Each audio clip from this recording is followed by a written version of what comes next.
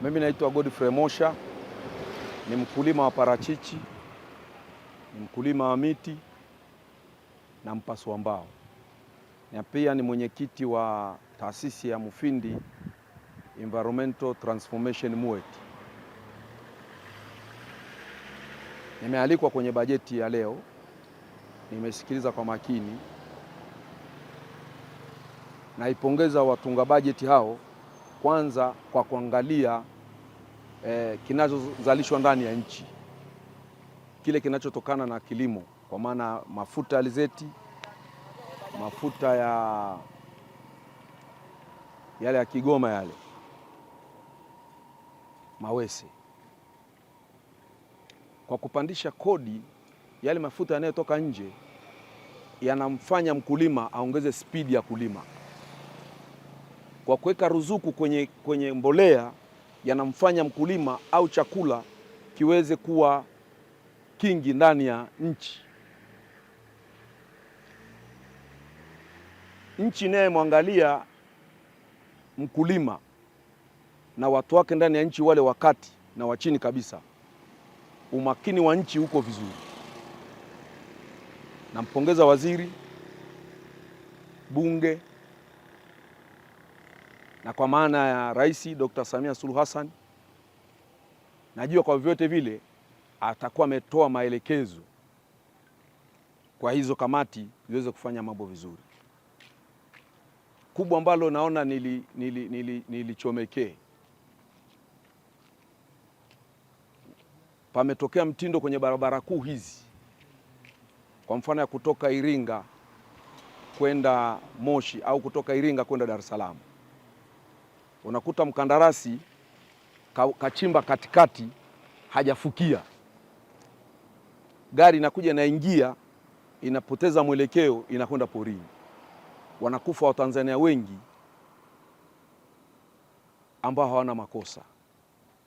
Sasa katika mikoa hii ambayo mkurugenzi wa TANROADS yupo, ashughulikiwe tu, ni juu yake kuangalia mtu akichimba mashimo na anahakikisha anaziba.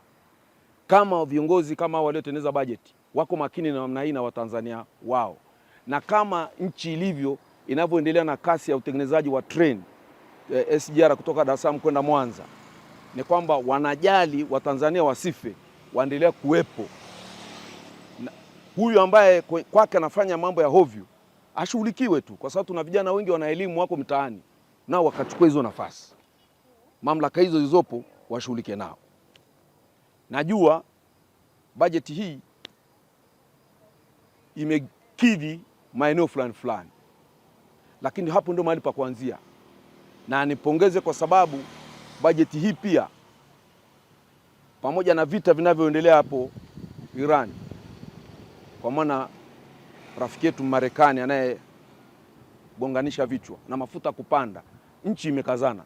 Ndio maana napongeza uongozi, kwa maana rais na wabunge na mawaziri, ni big up.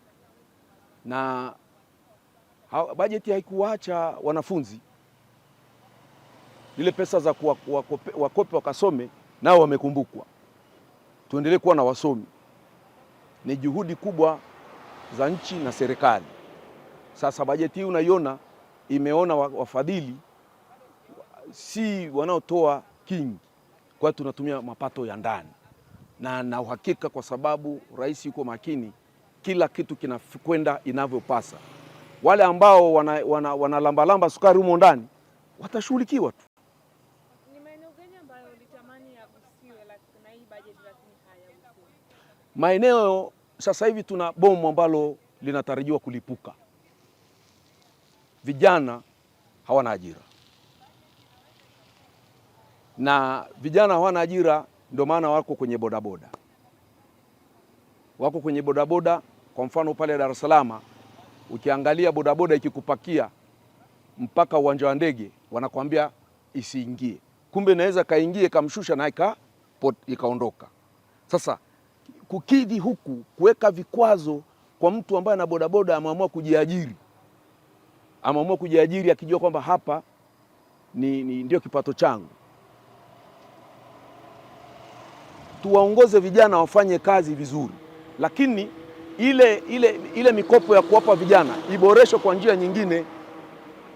Niliwahi kusema mahali fulani hivi kwamba huyu kijana akiwekewa programu nzuri yenye kueleweka, watatoka mjini wataenda kulima parachichi kama sisi tunavyolima parachichi. Watatoka mjini watakimbilia kwenye kilimo. Lakini ukiwapa hela kwa vikundi bila kuangalia kitu kinacho value for money, unawapa hela, zitaendelea kuondoka tu.